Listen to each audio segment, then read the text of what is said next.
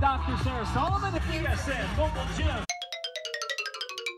Welcome to this week's vlog. So this week, my sponsor BSN flew me to Vegas for the Olympia. Now they just recently launched a brand new pre-workout available in the United States called Endo Rush. And I was in the commercial for it. You may recall a few vlogs ago when I was in Miami shooting that. Well, I'm the leader of MetaHumans. We've been watching you. Who's we? You have great potential. It's time to unleash it. How cool was that? I thought that was super innovative of BSN to do that. And also very innovative was their decision to not only have a booth at the expo at the Olympia, but to also do a BSN mobile gym. And we went to various locations throughout Vegas and I got some cool footage.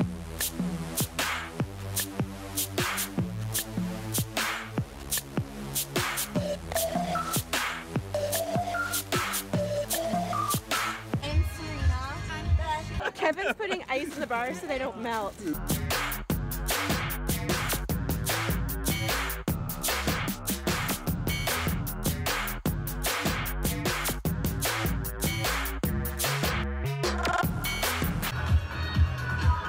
that was the citrus. It reminds me of lemon lime flavored sodas. I only had a sip of that and I'm like, whoa.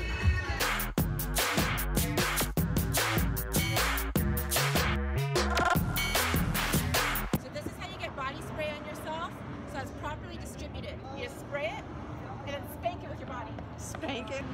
And we're off like a herd of turtles to the next location. A herd of turtles.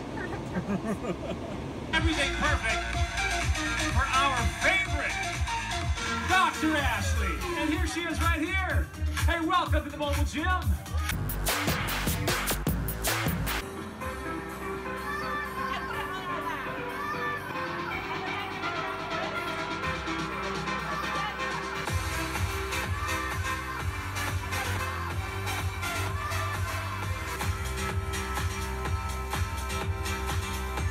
Oh, you're in such an endo rush.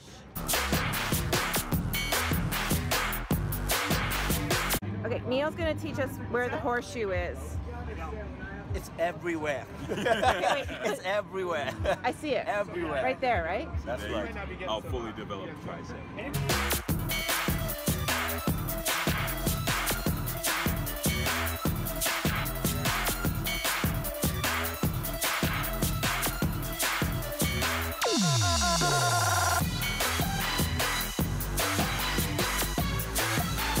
Asked me what it looks like my legs are wobbling when I squat. Okay, my legs are not wobbling. What you're seeing is as I descend into the squat and as I come out of the hole to parallel, I'm using my inner hamstrings, my external obliques, and my glute max. Then, as I'm at parallel, coming up to the top, this is the squat pattern. So you see me switch over to using my glute meads and my internal obliques. So it might look like something's going on there and you think it's a wobble, but it's not a wobble. It's all the right torques at all the right times. I'm good at carbs. I'm better. This is Nathan, everybody. I wanted to thank the Team SS members who came out to see me. I know it was a bit of a pain to travel to these various locations, and it really, it made my whole weekend. Thank you, Stacy and Dr. Ashley. I really appreciate you. Hi, Beanie. Big boy. What do you do when you travel? And well, you might not have access to a training facility and your schedule is jam-packed and you don't even have time to find a gym to train. First thing I want to say is it's not the end of the world if you can't train for 2 or 3 days in a row. So just chill out. Now, what I do like to do, and I think anybody can do this in a very small space, is pick 3 exercises that you're gonna do first thing in the morning, body weight exercises. You bang them out and then you go about your day. In a hotel room, you can do push-ups. You can even work on your pistol squats. That's what I did. And I was able to do pull-ups because there was a cabinet that had a bar and it was pretty solid, so I wasn't worried about it toppling over on top of me. So I did 5 sets of 5 pull-ups, targeting my lats. And I did 3 sets of 10 push-ups. Notice my elbows point towards my feet. My arms are close to the sides of my body. And then I did 3 sets of 10 pistol squats per leg. Once upon a time, I was a bikini competitor, and it was all about aesthetics, and it was all about dieting and exercising. And it was very unhealthy for me, but I didn't want to admit it at the time, and I was trapped in a very vicious cycle. Here's the thing, dieting and exercising works one time only. The first time you do it. It worked for me. That's how I got my pro card as a bikini competitor. If what you're currently doing, the dieting and exercising, isn't working for you, then it's not going to suddenly start working for you. Oh dear. So for example, I do not wake up every morning and go, I have to do AM fasted cardio, and if I don't, then I can't eat the amount of food that I normally eat without gaining weight. No, that's no way to live. What I do is I say to myself, okay, I know that last week I ran 1 mile at 8 miles an hour. So that means this week when I do that test again, I want to see if I can do it at 8.2 miles an hour. So do you see the difference there? What I'm doing is making me fitter. It's making me more of a beast, and it's much more empowering because, well, I'm getting better at my 1 mile test.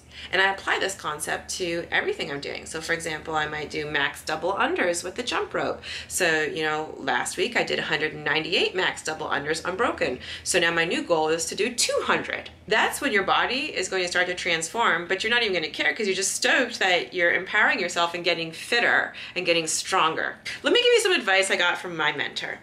In life, there's either a hell's yes to something or a hell's no. There's nothing in between. So my hell's yes in life is eating 300 grams of carbs a day, over 2,000 calories a day, and enjoying training to get stronger and fitter.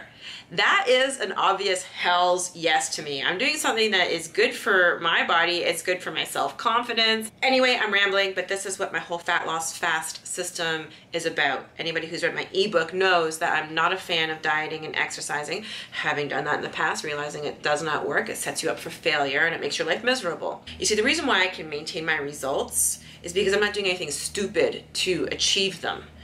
There's nothing extreme going on here. It's very easy on a daily basis to eat over 2,000 calories a day and over 300 grams of carbs a day and to train to get fitter. It's motivating. It makes me want to keep coming back for more. So my challenge for you this week is to think about your why. If you're demonizing carbs, why are you doing that? If you're demonizing calories, why are you doing that? If you're doing AM fasted cardio every morning for 45 minutes and your body's not responding or changing, why are you doing that? Anyway, take a look at my training from this past week, and when you listen to my commentary, it becomes very apparent to you that everything I'm doing has a why. So get to work on your whys, your goals, and if something ain't working for you, stop it. It's time to do the polar opposite. Let's take a look at my home workouts for the week. So I've increased the amount of sets, the amount of volume that I'm doing compared to previous weeks. You don't need a lot of equipment at home when you're first starting out. If you just focus on mastering your body weight and pick up a few sandbags, you're golden. Here I'm working on my squat pattern. This is the sumo deadlift off the blocks. Totally different than a conventional deadlift. The conventional deadlift is a hinge, but here I'm purposely working the squat pattern. You notice I'm above parallel. Hi Bean, they love the kitty camper. Compare that to the stiff leg deadlift. You can see this is a pure hinge. When you're doing stiff leg deadlifts, if you feel it in your low back, you're doing it wrong. So make sure you engage your external obliques and use your inner hamstrings.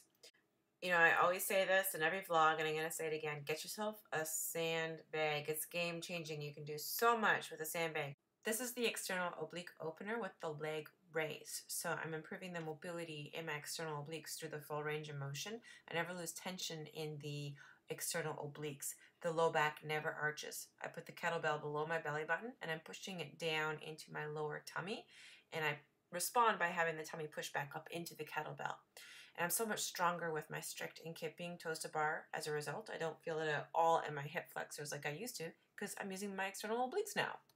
So here I'm doing floor press. The legs are out straight to minimize leg drive. So that means I have no choice but to use my pecs. And I love the Exer Genie for my home gym. It lets me do rope pulls. Notice my chest faces the ground when I do rope pulls so that I use my lats more and my biceps less.